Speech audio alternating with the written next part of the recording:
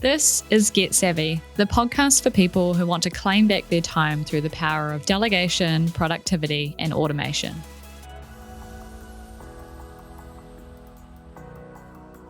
Welcome to this episode. Today we have a special episode for you, and we are going to discuss some of our internal automations that we've built at Strictly Savvy. So joining me today, I have Kathryn as a special guest. She is our marketing manager at Strictly Savvy, and she's probably the person that's built the most of our internal automations. So welcome back, Kathryn. Thanks for having me. Thank you for joining us. I definitely can't explain the automations that you've built, so glad to have you here. Kathryn and I are going to share automations that we've each built. So I'm going to talk mostly about some of the admin automations and team-related automations, and Kathryn's going to talk mostly about sales-related. Kathryn, do you want to tell us why? Because you're marketing manager, as I've just said. Yeah, most of the automations are sales related because a lot of what I do stems from the work that our sales team does. So both roles are kind of reliant on each other, but a lot of information has to pass through from our sales team to me in order for tasks to be done. Makes sense. Should I just launch into it then? May as well. Start us off with your first one. All right.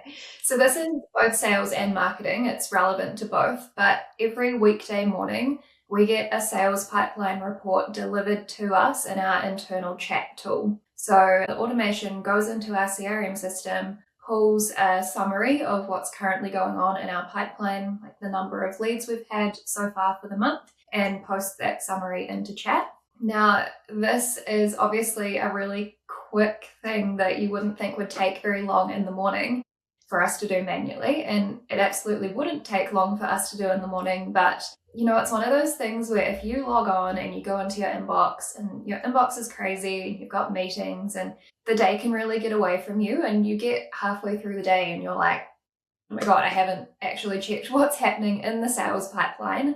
And that visibility of what's going on is really, really important to both sales and marketing.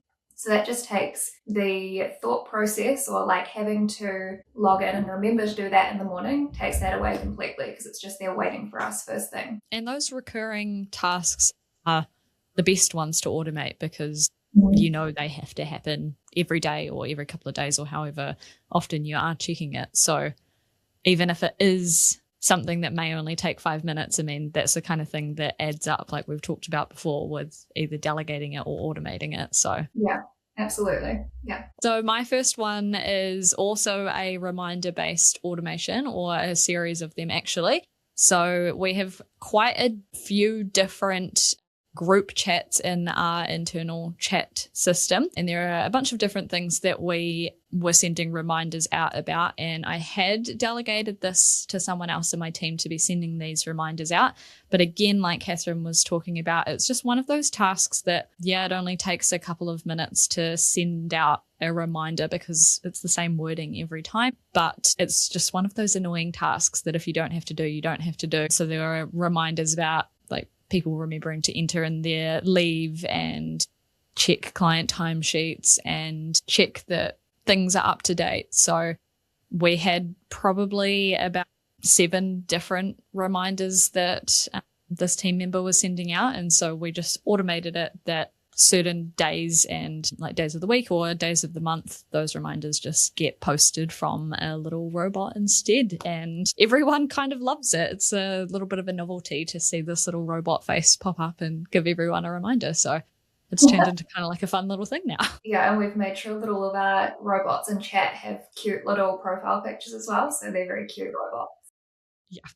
Yeah. Yours prompted that. I have called one of them Goblin reminder or something like that, but the rest of them are cute. The reminder goblin, he's popular. The next one that I'll talk about on the sales side of things is checking our CRM system for any current opportunities, and that's what our CRM system calls them, but I think in others they're called deals, so any current leads that have no team member assigned to them. So no sales team member assigned to them. This is something that just happens from time to time when a new lead comes through, but it is really important that our CRM information is kept clean and tidy. And so, the sales team getting notifications on the relevant leads that they have in is reliant on those leads being assigned to them. So this automation checks this every Monday and sends us another message in chat with any leads that don't have an owner, and just prompts one of our team to go in and assign an owner to them. Nice and easy. And kind of on the same note, it's another chat message. We've got a theme going on here, more in the relationship building side of the sales team. We have an automation that reads our client database every single day. It checks the dates that each client started with us, and it sends a notification to us in chat if they are having an anniversary that day. So a 6-month anniversary, the first year that they've been with us, and then every year thereafter, we get a message in chat tagging the sales team member as well as the head VA, just letting them know like client XYZ is having their 2-year anniversary. And it just gives us a chance to then reach out to that client and be like, hey, it's your anniversary with us. Like, great to have you on board. Thank you so much. And it's just one of those like warm, fuzzy feelings that we can acknowledge that with clients. And it's also one of the automations that's important because this would likely get missed if it weren't for the automation. That one's really popular with the team as well. They loved when that started happening, just because we previously had some of the client anniversaries in calendars, and then, there's some in the CRM, and I think it was just one of those things as well that we were struggling to have it in one place. Yeah, centralized. And have like people actually know about it. And so this just made it so much easier. Yeah, and then the team can celebrate with the clients as well, because previously it was more dependent on Brenna, our client success manager, to be leading that. And it's not even just about the warm fuzzy feeling for the clients. Like, the team genuinely loves seeing these messages and loves celebrating these anniversaries as well. It's cool to see. Yeah. All right, I'm going to take us away from the chat reminders now. I mean, the chat reminder ones are awesome. Like, they're just simple and they work. So yeah, nothing against them. But my next one is a little bit, I was going to say more complex. It's not really that complex. Basically, we have Harvest, our time tracking tool, that our team are tracking all of their time every day. So they're also adding into Harvest when they take leave. And then if we have a public holiday as well, our office admin team were entering an entry for the public holiday for every single person on our team that it was, 8 hours public holiday. So again, this was pretty time consuming for them to have to go through every single team member and add an entry. Not necessarily difficult, but yeah, just time consuming. So that's the first part of the automation, that it reads a calendar, picks up when there's a public holiday, and then it enters an entry for each one of our team automatically into our time tracking tool. And then the second part of this automation, which is the more complex bit, is that because our team are working on so many different clients every day, they build up quite a lot of timers. So they might have like 20 client timers on one day that they need to be using. And when they start fresh on a new day, they have a little button that they can click that says copy the rows over from the last timesheet. And it just copies all 20 of the timers from the last day. So it's really easy for them to just click start when they're starting on that client. But when we interrupt that flow and add in that public holiday timer, then the next day after the public holiday, if they click that copy over from previous timesheet button, then it's only going to copy that public holiday timer. And so then they have to manually re-enter all of those different client timers, which it may not seem like a big deal, but yeah, when they've built up quite a few, it's just an extra like couple of seconds every single time that they go to work on a new client that day. So we set up an automation that has a look.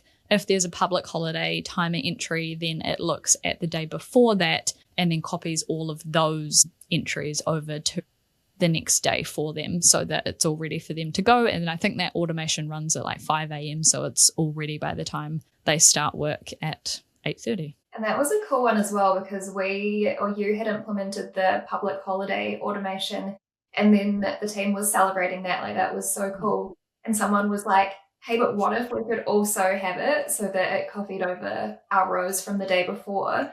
And then you were able to go away and do that, which made it even more complex, but like so useful for the team. Yeah. It was something that I had kind of thought about in the back of my mind. And then when someone actually named it, I was like, yeah, okay, I should really try and build that. But I was nervous that I wasn't going to be able to. But yeah, it did take a couple of extra steps. But yeah, I think it saved so much time across the team. It's definitely been worth it for the couple of days I did struggle trying to build the automation itself.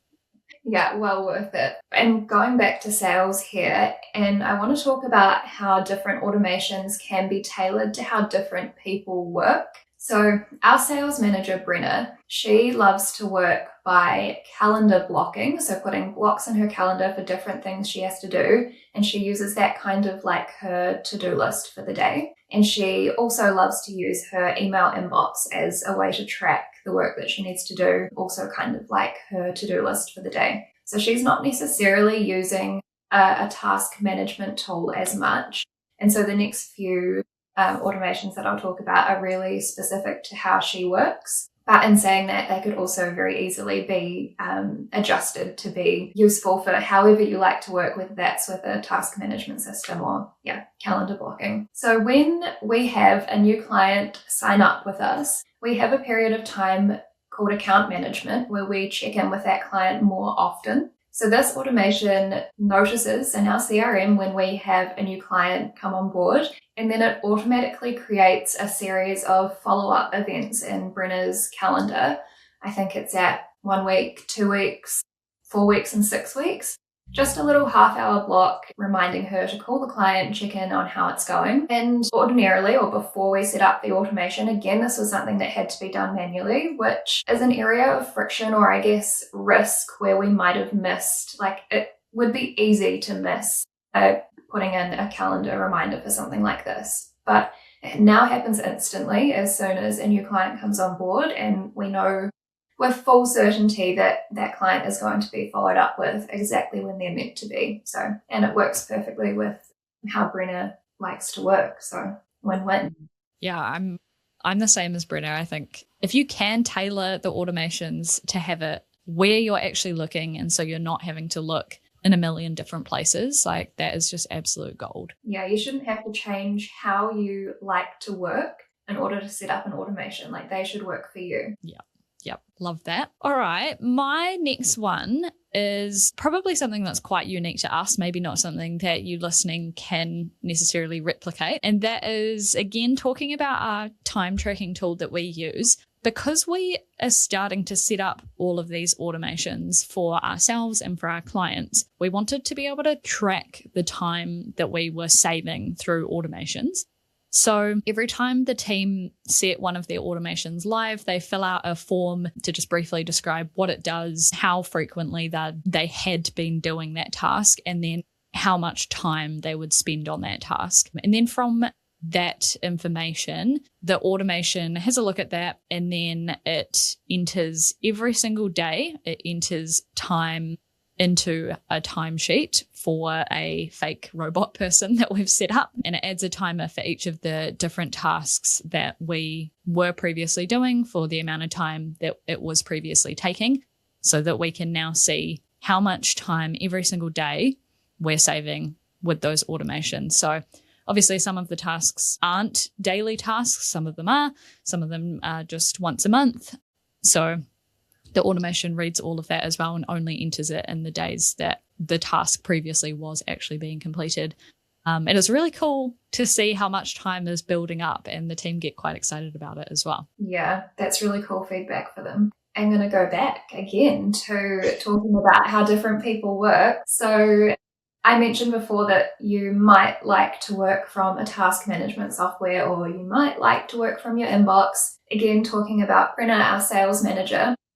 Our CRM system has a great way of creating tasks based on certain touch points, like when a client has been with us for a certain amount of time, or when an email template has gone out to them, or an email template is about to go out to them. lots of different ways that tasks are set up in our CRM system. But again, this is not the way or the workflow that Brenna enjoys using. She loves to work from her inbox, and actually I'm the same as well. What we've done is we've set up an automation that pulls that task list from our CRM system and just emails it to her every Monday morning at 8 a.m. So again, it's just removing the need to be going between different tools when that's not naturally something that you would do. And when it's not something that you would naturally be doing, it is easy to miss it. It's easy to get sucked into your inbox and not think to go and check your task list in another tool. So yeah, good way to make sure that nothing gets missed. Yeah, the inbox thing is so real because I know as much as I've tried not to check my inbox first thing in the morning, I often do. Yeah. And I think that's probably the same for a lot of people. Yeah, it's ingrained in all of us. Yeah. All right. I am going to switch it up again. And the next automation, I actually only made this, I think it was last week. So our CFO, he asked if he could basically just get a message from either me or our office manager at the start of every month, letting him know if we have any larger subscription costs that were going to come out that month. Because some of our subscriptions that we're paying annually for, especially like those lump sums that come out, it's just good to be aware of what's coming and going really, and making it as easy as possible. So again, this is something that we were already tracking, which helped make it easier because we had all of the information there. We had an Airtable base, which is just like a big spreadsheet, if you don't know what Airtable is. And that had the names of all of the subscriptions, whether they were monthly or annual, how much, and all the different accounts that we had, because we've got multiple different people, obviously, on our team that each need an account for some of those things. So at the start of every month, this automation runs. It looks at both the monthly ones and the annual ones, figures out when they're due, and then it looks at the total amount. So let's say Adobe, we have quite a few Adobe accounts for each person on the team. So it's going to look at all of the different accounts, and if the total from, say, those 20 accounts is over $500, then it's going to add that to the list.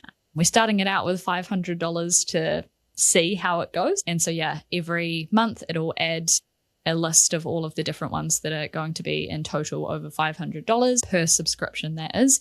And then it sends an email to our office manager so that she can also be aware of it. And then she will WhatsApp Lance, our CFO, every first of the month, that update. And if there are no subscriptions that are over $500, it will also let us know. The thing about this one, in terms of actual how the automation was built, I had to include a Claude AI module to this. So it was pulling the data from that spreadsheet, then it gets sent to Claude, and Claude interprets that data and actually reads it, because there were quite a few different fields and it needed to do that adding of if there were multiple accounts. So Claude does all of that analysis and then writes the message that gets emailed to our office manager so that she can just copy and paste it and send it off. So yeah, it was quite cool. That was my first automation that I had an actual AI module within the automation. Mm-hmm. That's a really good example as well of having a good process in place, which made building the automation so much easier. If you had to start that from scratch, that would have been so much more time consuming. It would have been a nightmare. We would have been going through Xero and all of our LastPass accounts. Yeah, it just would have been a nightmare. Yeah, so processes are very important. The final one that I want to touch on with sales is something, this is a little bit different, because I think depending on what CRM system you're using in your business, this could be something that is already natively built into your CRM. For us, it wasn't, and that is taking AI meeting summaries from Zoom, for example, finding the client in our CRM system and then saving that summary to the client. Again, this is just, making sure that our CRM notes and information are complete, that everything's all in one place. So what we did was set up an automation to pull the meeting summaries anytime our sales manager had a Zoom call with a client. It then looks at our CRM system, it looks at who the attendees were at that Zoom meeting, matches it up with a client in our CRM, and then saves both the summary and a meeting link, like a link to the full video recording, to that client's record, which is really helpful for continuity. Like if our sales manager was on leave or they couldn't be online to manage that client and someone needed to contact the client, having all that information there is really, really important. But again, depends on what system you're on. I do know that some like HubSpot will do this natively, but it's worth saying that if you're on a system that doesn't have something that another system does, you can often replicate that just with an automation between the tools you have. Yeah. That's one of the key messages that we've talked about throughout this whole thing, is that like automation, just plugging your tools into each other, your existing tools, rather than trying to find this unicorn tool that does everything that you want it to. And all of the ones that we've been through today, we have different tools that are plugging into each other. Like we talked about Airtable and we've talked about our chat tools. So they all work really seamlessly, and it's not like this weird clunky thing just because it's an automation. Like you don't notice that it's tools that are being plugged into each other that weren't previously. Yeah, definitely not. It's amazing actually. I think even between like a few years ago when we were trying to set up the odd automation in the business and now, the difference between what was possible and what is now possible is crazy. Like you say, you don't even notice that the automation is running in the background. It just does what it's meant to do. Yeah, exactly. And the one that I'm going to finish off with is quite a testament to that, actually. Now, I can't actually claim this automation as one of my own because our founder, Joe, who's my usual co-host, actually set this one up, but I just replicated it. I moved it from Zapier into Make. As you guys know, we use Make now for all of our automations. So this is part of our client onboarding process because we have to set up so many different tools and accounts and apps and whatever you want to call them for our clients. So now, whenever a client is basically marked as ready to onboard, the automation runs and it creates a new client contact for us in Harvest. So it adds their contact details, their name and their business name. Then it also creates a contact in Xero, so it does the same thing. And then it also sets up what we call a project in our task management system. And so that basically is just like a place where our team will begin setting up tasks for that client. And then it also automatically assigns it to the person that's going to be their head VA. So this one's doing quite a few different things. And I think a good thing to mention with this one is that it's kind of always going to be a work in progress as systems evolve, as we add new things into our onboarding process. We can constantly evolve this automation to do more for us as well and save more time. So before this, we were having to manually log into all of those different tools and set up all these different client contacts and stuff. And again, you look at that and think individually, each of those things don't take that long. But when we're onboarding multiple clients and we're having to do that all the time, it adds up pretty quickly for us. Yeah, and again, it's one of those things where you're entering the same data in multiple different places. That's multiple different chances for the wrong information to be entered. It takes away any of that risk or fragility in the whole process. Yeah, definitely. All right, so that's all we have time for today.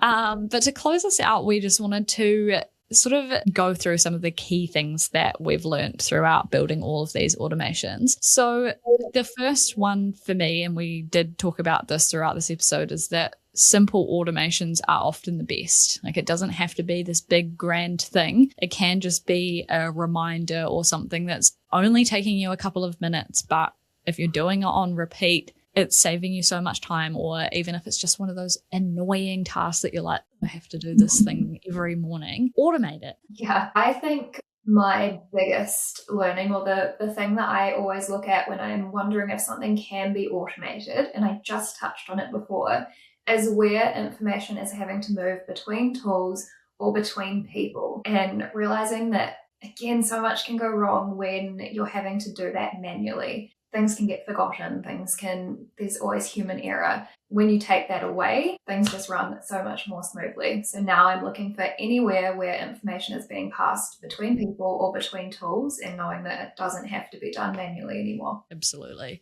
I think one of the really cool things as well that is somewhat new, I mean, I think it's been a feature for a wee while now, but having the ability to integrate AI into automations as well really can step up your automations and help with that more complex data interpretation or analysis. We're going to be doing an episode about some client ones as well very soon that also talks about some more of this, so I won't say too much just yet. But yeah, have a play around with it. We've talked about Claude before, and that Claude can do scheduled tasks now as well. So if that doesn't quite work, then it might be an automation with AI that is what's the best fit. Yeah. There's definitely a lot to learn there. Like, there's so many new AI integrations coming out with the automation apps, which is really cool to see. I think my final point would be that some automations are going to take time to get right.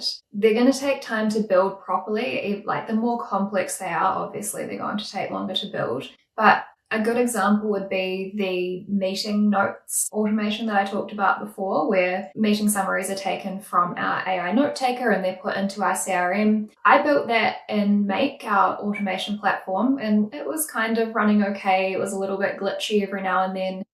And it took me sitting down and taking a good look at it, doing some research, and finding that I could actually move that whole automation into our home systems automation platform. So it is also about looking at things from a different perspective every now and then. If something's not working quite right, you might not be in the right platform. Yeah, I just think that it's important to know that if it isn't correct right off the bat, that's totally normal. Yeah, I think that's quite a common thing that happens, especially as you're just starting to learn how to build automations. You may not necessarily know how you should put it together, like best practice wise. And as you build more, you will also learn that, and then you'll realize what you could be doing to take your automation to another level. So yeah, it is just a constant work in progress, really. So we hope you enjoyed this episode and you got a good glimpse of what we're actually doing behind the scenes with our automations here at Savvy.